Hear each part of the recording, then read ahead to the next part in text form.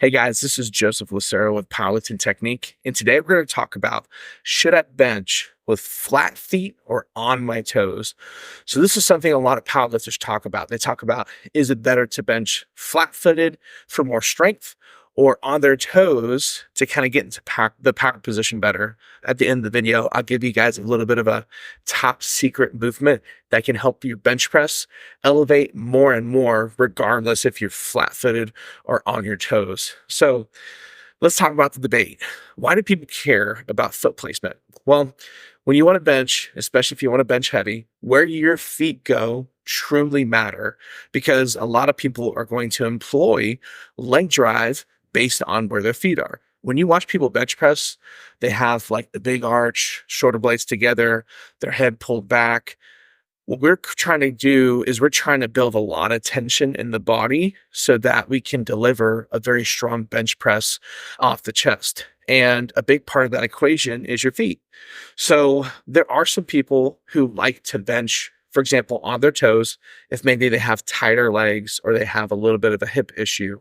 The reason why is because when you pull the toes down, you don't have to pull the heels down. So then they don't have to stretch out that leg muscle as much as possible. So me personally, when I was younger, I would love to go on my toes because what would happen is my knee joint wouldn't have to bend as much. So then I can pull my feet further back so I can maintain that power position, which is the shoulder blades together, arching your back, keeping your butt on the bench, the shoulders on the bench, and then the feet in contact with the floor. That arch, like I mentioned, it keeps your body super tight. So when you come down and bench press, your body is more stiff so that it's not like wobbly and unstable so that you can deliver a better bench press. But there are people who like to bench flat-footed because they feel like they have more control of their position, but they might not be able to get their feet back as much as they could if they're on their toes. The toes really can exaggerate the arch of the lift and create a different kind of position that might be a little bit more ideal for a better bench press.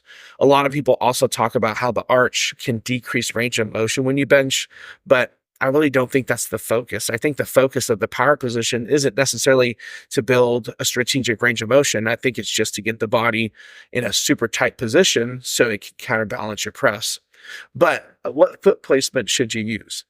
So you might not even have a decision at this because your federation might tell you which one you should use.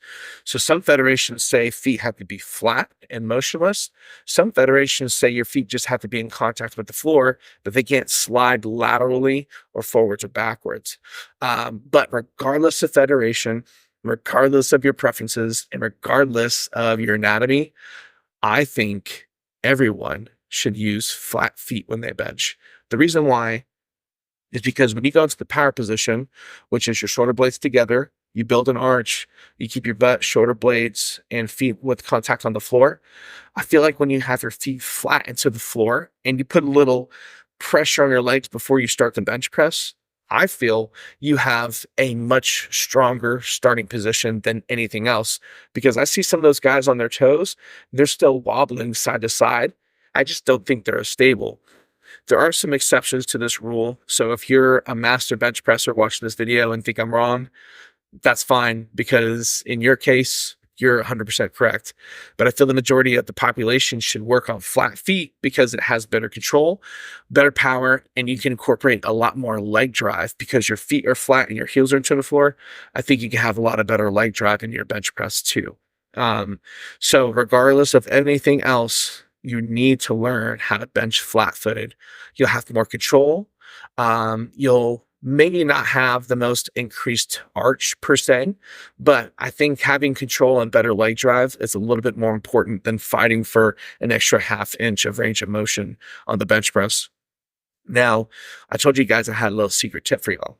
So when you bench press next time, I want you to incorporate the den bench, also known as the pin press.